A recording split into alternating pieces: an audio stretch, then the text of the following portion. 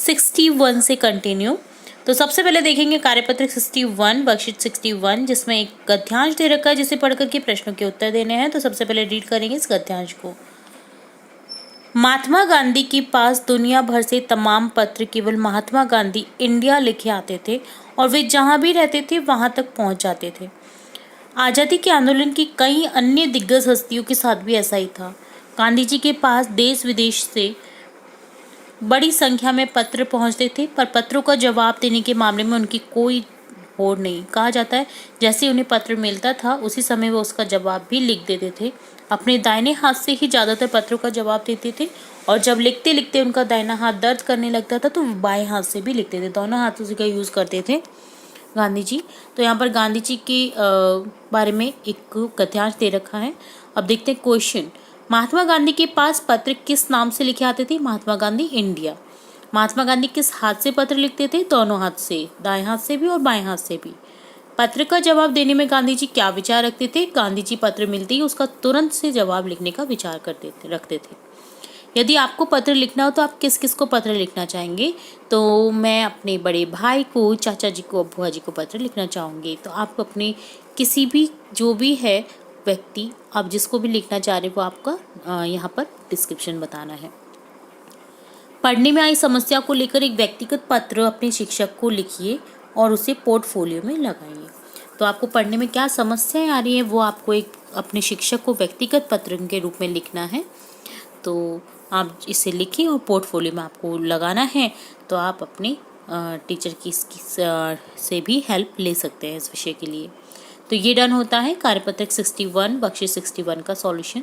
अब देखेंगे वर्कशीट 62, जिसमें अगेन एक और पैराग्राफ है जिसे रीड करना है और आपको उत्तर देने प्रश्नों के। मदनपुर गांव में एक दिन शेर आ गया। सभी लोग उसे डर कर घरों में छुप गए। एक युवक आगे आया और कहने लगा कि कब तक हम इस शेर के डर से घरों में इस तरह छिप कर रहेंगे, हमें कुछ करना होगा। सभी जानते थे कि शेर से लड़ना आसान नहीं है, लेकिन उससे पीछा छुड़ाना भी बहुत ज़रूरी है। अगले दिन सभी ने शेर को पकड़ने की योजना बनाई। लोगों ने मिलकर पेड़ पर एक जाल बांध दिया, एक बकरी को भी वहीं पर बांध दिया। कुछ देर बाद जाल को खींच दिया और शेर जाल में फंस गया। उसके बाद वन विभाग के सदस्यों को बुलाया और शेर को पुनः जंगल में छोड़ दिया गया। तो ये कहानी हमें शिक्षा देती है यूनिटी की भी। अगर आप यूनिटी नहीं है, आप में एकता नहीं है, तो आप अलग अलग अगर रहेंगे तो आप डर सकते हैं, बट अगर आप एक हो जाए तो आप किसी भी बुरे इंसान को हरा सकते हैं। तो यहाँ पर क्वेश्चन है, यदि शेर को नहीं पकड़ा जाता तो क्या होता है? लोग हमेशा डरे सहमे रहते। लोग शेर से डरे हुए क्यों थे? शेर उन्हें खा जाता। दिए गए वाक्य को पूरा कीजिए। जंगल का राजा कौन होता है? शेर। बहुरंगी पंखों वाला पक्षी होता है मोर। लंबी गर्दन वाला जानवर होता है ऊंट या जिराफ। ठीक है, पंक्तियाँ पूरी कीजिए। मुझे स्कूल का गृह कार्य करना है क्योंकि आज अध्यापिका जी जांच करेंगी। मुझे खेलना पसंद है क्योंकि खेलने से शरीर स्वस्थ रहता है। मुझे खाना खाना है क्योंकि मुझे भूख लगी है। तो आपको ये सेंटेंस कंप्लीट करने थे। नेक्स्ट है, शेर जंगल को छोड़कर गांव में क्यों आता होगा? शेर रास्ता भटक गया होगा और गांव में उसे खाने के लिए जानवर आसानी से मिल गए होंगे, इसलिए वो जंगल का रास्ता छोड़कर गांव में आया होगा। गांव वालों को शेर से बचाना हो तो आप क्या करेंगे? हम वन विभाग वालों को सूचित करेंगे एवं लोगों को घर के अंदर रहने की अपील करेंगे। तो ये डन होता है कार्यपत्रक 62 का सॉल्यूशन। अब देखेंगे कार्यपत्रक 63, जिसमें अगेन है हमें एक कविता पढ़नी है, जिसे आपको क्या करना है?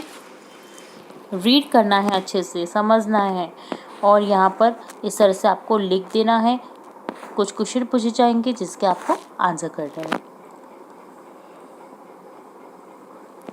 तो आपको ये जो कविता है इस तरह से आपको आगे बढ़ाते हुए लिखना है। जैसे यहाँ पर दे रखा है, मेरा गांव कितना प्यारा मेरा गांव, पीपल दादा जेते छाँव, भीनी भीनी हवा मचलती मेरे आंगन आती, मैदानों में बहती नावें इतराती इटलाती, चरती जावें, है ना, चरती गाय, मैदानों में चरती गाय इतराती इटलाती, रोज सुबह चिड़िया का गूंजन मीठे गीत सुनाता, बच्चों की किलकारी सुनकर मन पुलकित हो जाता, पगडंडी पर चलते चलते यहाँ नहीं थकते हैं पाँव, इतना प्यारा मेरा गांव। तो यहाँ पर गांव की विशेषताओं के बारे में एक कविता दी गई है। तो आपको क्या करना है? अब एक कविता बनानी है जो आपकी या तो गांव से रिलेट हो या शहर से रिलेट। तो यहाँ पर मैंने बनाई है शहर से रिलेट। शहर हमारा लंबी चौड़ी सड़कों वाला, कहीं कहीं पर बाग बगीचे, नहीं पेड़ है छाया वाला, छुक छुक छुक छुक गाड़ी चलती, धुआं उड़ाती कितना सारा, ऊंचे ऊंचे भवन हमारे, ऐसी पंखे कितने सारे, बड़े बड़े बाजार यहाँ पर, बच्चों का दिल मोहने वाला, सब कुछ मिलता है यहाँ पर, फिर भी सुना मन है मेरा। तो यहाँ पर इस तरह से मैंने कविता बनाई है। उम्मीद है आपको पसंद आई होगी ये कविता, जो कि शहर की सच्चाई को बयां कर रही है। तो यहाँ पर आपको गांव के बारे में भी आप कविता बना सकते थे, शहर के बारे में भी आपके ऑप्शन है। तो यहाँ पर मैंने शहर के बारे में बताया है। तो सेकंड क्वेश्चन अब देखेंगे। आओ अब एक और कविता बनाते हैं। इस कविता के नीचे दिए गए शब्दों को काम में लेना है आपको। तो यहाँ पर शब्द दिए गए हैं, उनको यूज़ में लेते हुए आपको कविता बनानी है। सारी रेत चीनी होती, बड़ा मज़ा आता, बाग लगी आम की होती, बड़ा मज़ा आता। सारी रात अगर चीनी होती तो कितना मज़ा आता, और बाग में अगर आम के पेड़ लगे तो कितना मज़ा आता। इसी तरह शरबत के झरने होते, बड़ा मज़ा आता, हलवे का तालाब होता, बड़ा मज़ा आता, हर पर्वत बर्फी का होता, बड़ा मज़ा आता, खाने के बगीचे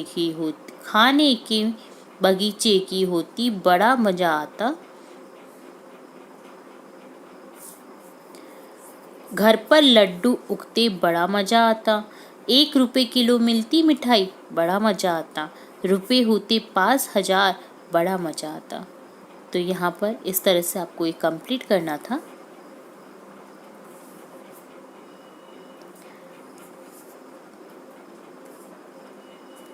तो आप इस तरह से इन शब्दों का यूज़ करते हुए कंप्लीट। तो स्टार्ट करेंगे सबसे पहले कार्यपत्रक 64 वर्कशीट 64 के सॉल्यूशन से। यहाँ पर आपको एक विज्ञापन दे रखा है, जिसे अच्छे से आपको रीड आउट करना है, समझना है कि इसमें क्या दिया हुआ है, और इससे रिलेट कुछ क्वेश्चन पूछे जाएंगे जिसके आपको आंसर करने हैं। तो सबसे पहले इसे रीड आउट करेंगे हम। तपेदिक से अपने आप को बचाए। तपेदिक टीबी की जो बीमारी होती है उसे बोलते हैं हिंदी में तपेदिक। तपेदिक टीबी के लक्षण क्या होते हैं? 3 हफ्ते या उससे अधिक समय तक अगर खांसी हो रही है, हल्का बुखार जो शाम को बढ़ जाए, बिना ज्ञात के वजन घटना, बिना ज्ञात कारण के शरीर में कमजोरी आना, ग्रंथियों का बढ़ जाना।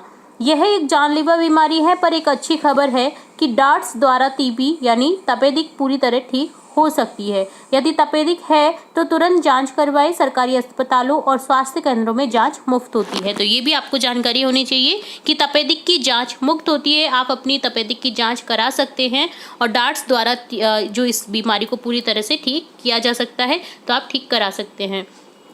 तो देखिए यहाँ पर देखिए पिक्चर भी दे रखा है कि किस तरह से लंग्स में कोशिकाएं जो है वो किस तरह से इससे जो है इसकी जो लक्षण है वो आपको यहाँ पर दिखाए गए हैं कि किस तरह से इफेक्ट होती है। राष्ट्रीय तपेदिक नियंत्रण संगठन नई दिल्ली भारत द्वारा ये विज्ञापन जारी हुआ है।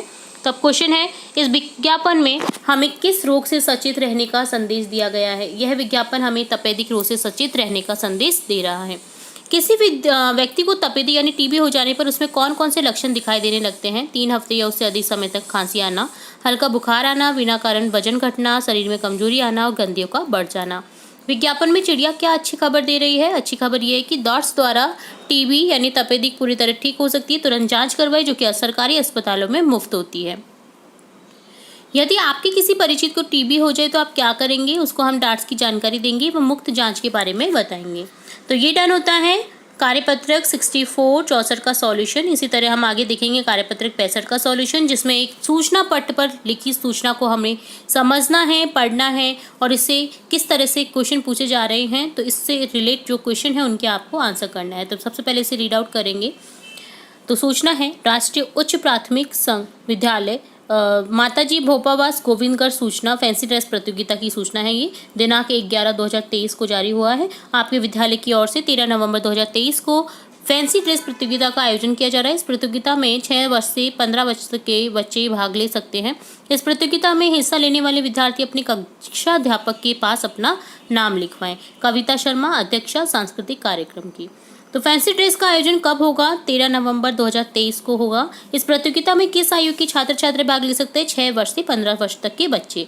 विद्यार्थियों को अपना नाम किसके पास लिखवाना है? कक्षा अध्यापक के पास। अपने विद्यालय के समारोह में भाग लेने के लिए आप क्या करते हैं? तो ये आपको खुद से आंसर देना है कि हमें अपने कक्षा अध्यापक या कक्षा नायक को अपना नाम लिखवाते हैं एवं तैयारी करते हैं उससे संबंधित। विद्यालय की समारोह व्यवस्था में आप क्या क्या करना पसंद करेंगे? सजावट में सहयोग करेंगे, सांस्कृतिक कार्यक्रम की तैयारी करेंगे। तो अगर आप सहयोग करेंगे टीचर्स का, तो जो आपके विद्यालय का फंक्शन है वो बहुत ही अच्छा होगा। तो आपको जरूर से हेल्प करनी चाहिए अपने टीचर्स की विद्यालय को आगे बढ़ाने के लिए। तो ये डन होता है कार्यपत्रक 65 का सॉल्यूशन, 65 का सॉल्यूशन। अब देखेंगे आकलन पत्रक 11 का सॉल्यूशन। इससे पहले कि सभी आकलन पत्रक के सॉल्यूशन हमने देख लिए हैं, तो अगर आपने किसी कारणवश कोई भी वीडियो मिस कर दिया तो आप हमारी चैनल की प्लेलिस्ट से चेकआउट कर सकते हैं। निम्नलिखित कहानी को पढ़कर दिए गए प्रश्नों के उत्तर दीजिए। यहाँ पर आपको एक कहानी दे रखी है जिसे रीड आउट करना है और इससे रिलेटेड कुछ क्वेश्चन पूछे जाएंगे जिसके आपको आंसर करना है। एक राजा था, उसने एक बंदर से बहुत प्यार था। उसने उस बंदर को अपने पास रख लिया। बंदर राजा की सब काम करता था। राजा जब सोता था तो वह पंखा करता। सबके समझाने पर भी राजा बंदर को दूर न करता। एक रात राजा सो रहा था। एक मक्खी बार बार राजा की नाक पर बैठने लगी।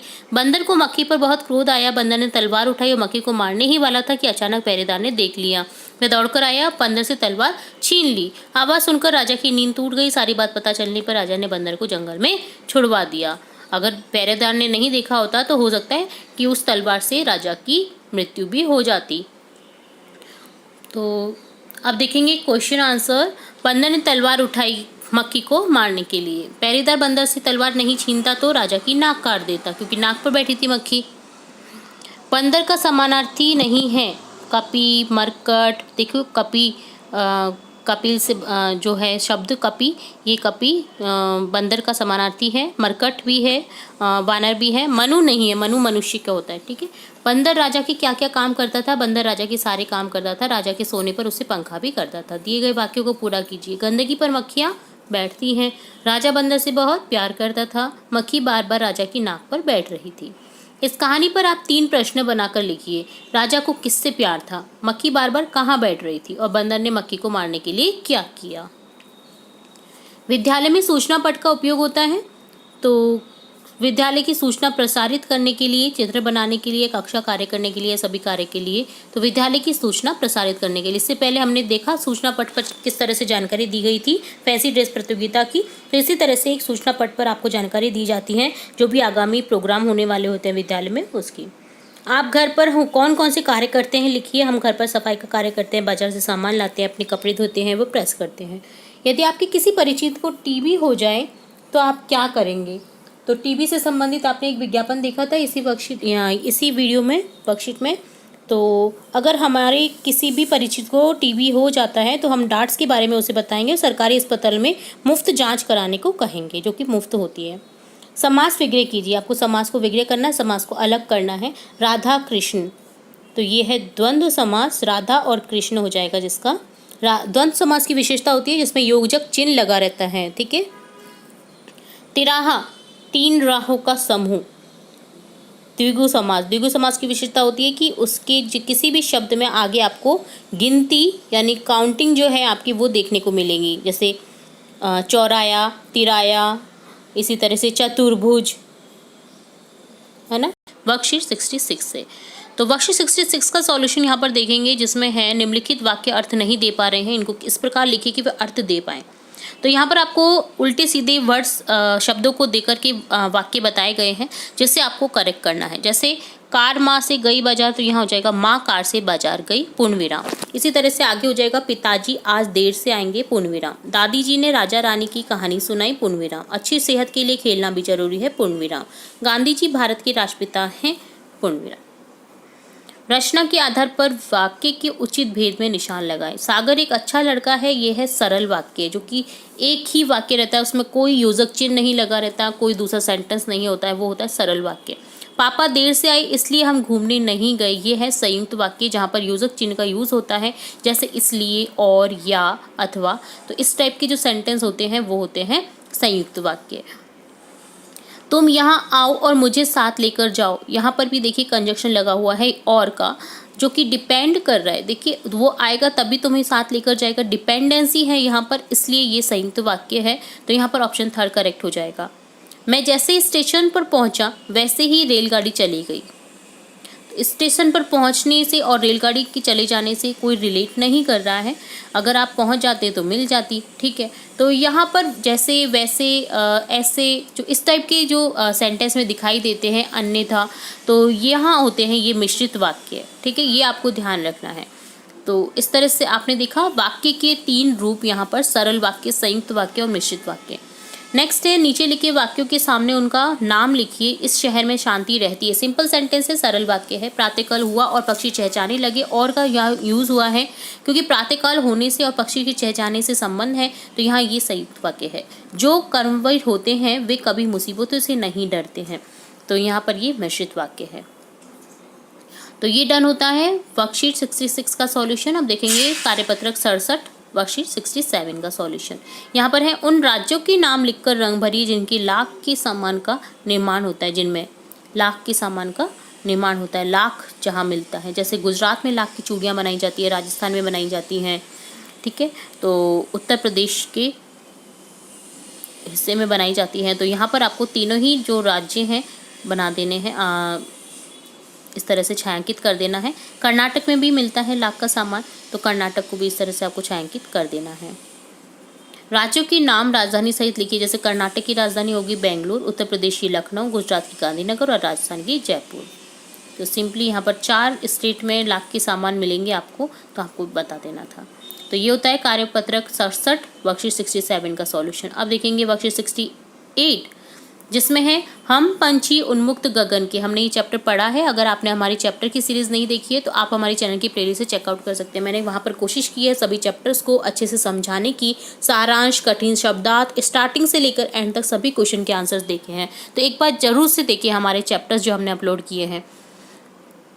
तो यहाँ क्वेश्चन है, हम पंछी उन्मुक्त गगन की कविता के लेखक शिव मंगल सिंह सुमन हैं। उनके बारे में टेबल में कुछ आंकड़े दिए गए हैं, जैसे नाम, जन्म स्थान आदि। आप दिए गए सभी तथ्य के आधार पर इसे वाक्य के रूप में लिखने का प्रयास करेंगे। तो यहाँ पर शिव मंगल सिंह सुमन का जन्म 5 अगस्त 1915 को हुआ था, ये दिया हुआ है। जन्म दे रखा है कौन सी जिले में हुआ था, उन्नाव जिला उत्तर प्रदेश में। मृत्यु हुई थी उन्हें 2002 में, उम्र 27 वर्ष थी, उज्जैन मध्य प्रदेश भारत में। कार्य क्षेत्र था उनका कवि, शिक्षाविद, राष्ट्रीयता भारतीय थे वो। और अन्य रचनाएं उनकी हैं मिट्टी की बारात, हिल्लोल, जीवन के गान। उल्लेखनीय में उनको सम्मान मिला था साहित्य अकादमी पुरस्कार 1974 में, पद्म भूषण मिला था 1999 में, 1974 में उन्हें मिला था पद्मश्री। तो पद्मश्री और पद्म भूषण दोनों ही मिले हुए हैं इन्हें। तो ये थे शिव मंगल सिंह सुमन का संक्षिप्त विवरण उनका। तो यहाँ पर आपको देखिए लिखने का वाक्य के रूप में लिखना है इन्हें। जैसे उनका जन्म भारत में उत्तर प्रदेश राज्य की जिला उन्नाव जिला जगरपुर में हुआ था। ये एक महान कवि और शिक्षाविद थे। इनकी कविता हम पंछी उन्मुक्त गगन के अलावा इनकी अन्य रचना मिट्टी की बारात, हिल्लोल, जीवन के गान आदि हैं। इनको 1974 में साहित्य अकादमी पुरस्कार से नवाजा गया, 1999 में पद्म भूषण, 1974 में पद्मश्री से नवाजा गया। इस तरह से आपको सिंपली सेंटेंस में बदल देना था। आप भी अपने संस्था प्रधान का साधारण जीवन परिचय मालूम करके लिखिए। तो आपको अपने संस्था प्रधान का साधारण जीवन परिचय मालूम करके लिखना है यहाँ पर। जैसे हमारे प्रधानाध्यापक जी का नाम सुरेंद्र सिंह है, वे सिरोही जिले के रहने वाले हैं। उनका जन्म 28 जनवरी 1971 को हुआ था। वे अंग्रेजी के अच्छे विद्वान हैं। इसके अलावा उनको राजनीतिक, सामाजिक और सांस्कृतिक ज्ञान भी है। बहुत ही अच्छे प्रधानाचार्य हुए हैं सुरेंद्र सिंह जी, जिससे मैं पर्सनली भी मिली हुई हूँ। तो ये डन होता है कार्यपत्रक 68 का सॉल्यूशन। अब देखेंगे कार्यपत्रक 69 का सॉल्यूशन, जहाँ पर आपको एक पद्यांश दे रखा है जिसे समझना है और रीड करना है, और क्वेश्चन जो इससे रिलेट पूछे जाएंगे जिनके आपको आंसर करना है। तो यहाँ पर है, चीची चीची गाती चिड़िया इस डाली से उड़ डाली पर बैठा करती है उड़ उड़ कर, सबको खूब सुहाती चिड़िया आंगन आंगन चुगती दाने, नल पर आती बैठ नहाने, पंख बिगो सुख पाती चिड़िया भाता इसे न बंद कर रहना, जाना हरदम खुलकर उड़ना, मुक्ति मंत्र सिखलाती चिड़िया। चिड़िया को कभी भी पिंजरा पसंद नहीं होता है, उन्हें मुक्ति में उड़ना ही पसंद होता है। तो यहाँ पर देखिए चिड़ियाओं के विभिन्न चित्र दिखाए गए हैं। स्पैरो है, ठीक है। तो चिड़िया को कुछ करके खुशी मिलती है। कविता से उन पंक्तियों को चुनकर लिखिए जिसमें चिड़िया को कुछ खुशी मिलती है, खुशी बताती है। चींची चींची गाती चिड़िया से लेकर के पंख भिगो कर सुख पाती चिड़िया से। यहाँ पर ये पंक्तियाँ बताती हैं कि चिड़िया को कुछ करके खुशी मिलती है। चिड़िया से हमें क्या सीख मिलती है, क्या सीखना चाहिए? चिड़िया से हमें आज़ाद रहना सीखना चाहिए। चिड़िया कभी बंधन में नहीं रहती है, ये बताने वाली पंक्तियाँ चुनकर लिखिए। भाता इसे न बंद कर रहना, जाना हरदम खुलकर उड़ना, मुक्ति मंत्र सिखलाती चिड़िया। तो ये पंक्तियाँ बताती हैं कि चिड़िया को कभी बंधन पसंद नहीं है। चिड़िया को लेकर कई सारी कविताएं, कहानियाँ मशहूर हैं। तुम्हें जो अच्छी लगती है उसके कुछ अंश बताइए। एक, चिड़िया के बच्चे चार घर से निकले पंख पसार, पूरब से पश्चिम को आए, उत्तर से दक्षिण को आए, घूम घाम कर घर को आए। तो यहाँ पर कोई भी आप कविता यहाँ पर लिख सकते हैं। तो ये डन होता है वर्कशीट 69 का सॉल्यूशन। अब देखेंगे वर्कशीट 70 कार्यपत्रक 70 का सॉल्यूशन, जिसमें आपको एक पठन सामग्री दे रखी है जिससे आपको पढ़ना है और इससे रिलेटेड कुछ क्वेश्चन है वो आपको बताने हैं। तो यहाँ पर है निम्नलिखित गद्यांश को पढ़कर उनका सार उपयुक्त शीर्षक लिखिए। तो गद्यांश शिक्षा का वास्तविक अर्थ प्रयोजन व्यक्ति को व्यवहारिक बनाता है, न कि शिक्षित होने के नाम पर अहम और गर्व का हाथी उसके मन मस्तिष्क को बांध देना। हमारे देश में स्वतंत्रता प्राप्ति से जो शिक्षा नीति पद्धति चली आ रही है वह लगभग 100 साल पुरानी है। उसने एक उत्पादक का काम ही अधिक किया है। इस बात का ध्यान एकदम नहीं रखा कि इस देश की अपनी आवश्यकताएं और सीमाएं क्या हैं, इसके निवासियों को किस प्रकार की व्यवहारिक शिक्षा की आवश्यकता है। बस सुशिक्षित को नहीं, साक्षरों की बड़ी पंक्ति इस देश में खड़ी कर दी है, जो किसी दफ्तर में क्लर्क बाबू बनने के सपने ही देख सकती है। तो सिर्फ यहाँ आजकल जो शिक्षा पद्धति है वो यहाँ तक ही रह गई कि हमें जॉब करनी है, हमें नौकरी करनी है, और कोई व्यवहारिक ज्ञान नहीं मिलता है उस शिक्षा से कि हमें समाज में क्या करना है, हमारे समाज के लिए क्या करना है और हमें किस तरह से व्यवहार करना चाहिए समाज में लोगों से। तो ये शिक्षा भी हमें ज़रूर से मिलनी चाहिए हमारी पाठ्य पुस्तकों के द्वारा, बट ये नहीं मिल पाती है।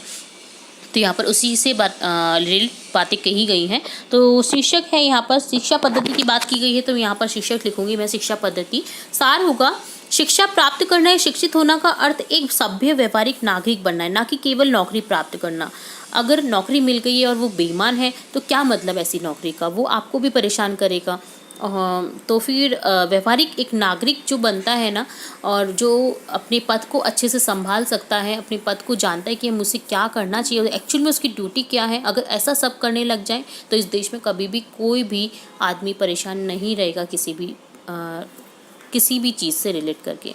देश में नैतिकता लाने वाली शिक्षा की आवश्यकता है। तो यहाँ पर आपको सार लिखना था। अगला है भारत एक महान देश है। उत्तर दिशा में हिमालय पर्वत भारत की ऊंचाई प्रकट करता है। इससे निकलने वाली गंगा यमुना आदि नदियाँ भारत भूमि को जलदान देती है। खेती सोना उगलती है। वन उद्यान फूल फललताओं से लहरा जाते हैं। हिमालय की चोटियाँ में हिमालय की घाटियों में जड़ी बूटी होती है जो हमारे रोग को दूर करने के काम आती है। भारत की भांति ही हिमालय विशाल है, अटल है, अमर है। हिमालय भारत का एक पर्वत नहीं, स्वयं भारत है। हम सब उसकी ऋणी हैं क्योंकि हिमालय बहुत रिलेट करता है भारत को। हिमालय है तभी भारत आज सही है, भारत की स्थिति सही है। तो यहाँ पर इसका शीर्षक हो जाएगा हिमालय की बातें कही गई हैं, तो यहाँ हो जाएगा हिमालय की महिमा। और सार लिखेंगे भारत के उत्तर में हिमालय पर्वत से अनेक नदियाँ निकलती है जो पूरी भारत भूमि को जल प्रदान करती हैं, जिससे हरियाली व धनधान्य में वृद्धि होती है। इसके अलावा भारत जो हिमालय दुर्लभ जड़ी बूटियों का भंडार भी है। तो यहाँ पर इस तरह से आपको सार लिखना था और शीर्षक लिखना था गद्यांश के। तो ये होता है कार्यपत्रक 70 का सॉल्यूशन। साथ